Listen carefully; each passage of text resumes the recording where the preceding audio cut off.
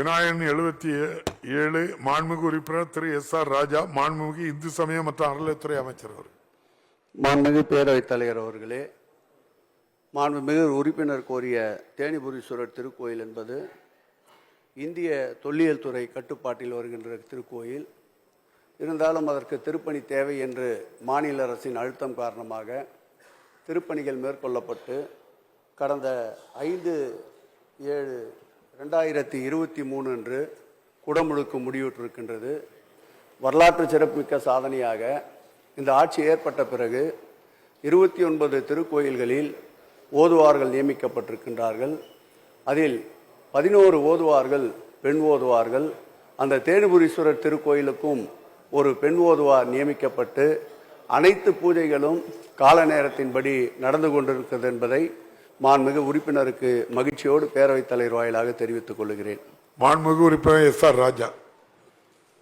மாண்புமிகு பேரவைத் தலைவர்களே, இந்த கேள்வியை தொடுத்தவுடன் நமது அரசு ஒரு 20 தினங்களுக்குள்ளாக சுற்றறிக்கை அனுப்பி உடனடியாக அது என் பார்வைக்கு வந்தது. மாடம்பாக்கம், நூத்தஞ்சேரி, பதுவஞ்சேரி 3 கிராமங்கள் உள்ளடக்கிய அந்த பொதுமக்களும் அனைத்து அரசியல் கட்சிகளும் ஒன்று சேர்ந்து மிக சிறப்பான முறையிலே அந்த நிகழ்ச்சி நடத்தினார்கள். சற்றேறக்குரிய 15,000 மக்கள் அந்த குடமுழுக்கு வந்திருந்தார்கள். நானும் சென்றிருந்தேன்.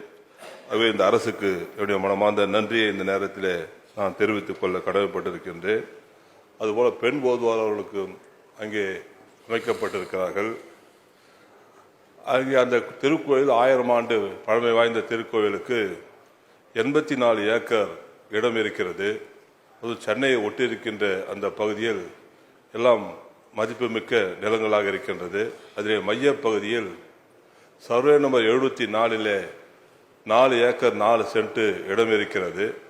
அங்கே ஒரு திருமண மண்டபம் காம்ப்ளெக்ஸை அமைத்து தந்தால் அந்த பகுதி மக்களுக்கு மகிழ்ச்சியாக இருப்பார்கள். காரணம் 2006-11 காம்ப்ளெக்ஸ் கட்டி தந்தா பயனுள்ளதாக இருக்கும். அந்த மக்களுக்கு செய்து கட்டி தருவீர்களா? அப்படி கேட்டுங்க மாண்புமிகு அமைச்சர். அடுத்த கேள்வி இருக்கு, இன்னொரு கேள்வி இருக்கு. மாண்புமிகு அமைச்சர், காம்ப்ளெக்ஸ் கட்டி தருவீங்களா? 84 ஏக்கர் நிலம் இருக்குன்னு சொல்றாங்க. காம்ப்ளெக்ஸ் கேட்கல, 4 ஏக்கர் இடத்துல கல்யாண மண்டபம் கேட்கிறாரு. மாண்புமிகு பேரவைத் தலைவர் அவர்களே, இந்த ஆட்சி பொறுப்பேற்ற பிறகுதான் 71 திருமண மண்டபங்களுக்கு அனுமதி தந்து சுமார் 257 கோடி ரூபாய் செலவில் திருமண மண்டபங்கள் கட்டப்பட்டு வருகின்றன. திருமண மண்டபங்கள் கட்டுகின்ற பணிகளை எடுத்துக்கொள்வதற்கு முன்பாக அந்த திருக்கோயில் நடைபெறுகின்ற திருமணங்கள், அந்த திருக்கோயிலுடைய நிதி வசதி, தொடர் செலவு தொடரா செலவு, இந்த இரண்டையும் கணக்கிட்டு வாய்ப்பு இருக்குமானால் நிச்சயமாக மாண்புமிகு தமிழக முதல் கவனத்திற்கு எடுத்து சென்று இந்த ஆண்டே திருமண மண்டபம் கட்டுவதற்குண்டான பணிகளை மேற்கொள்வோம்.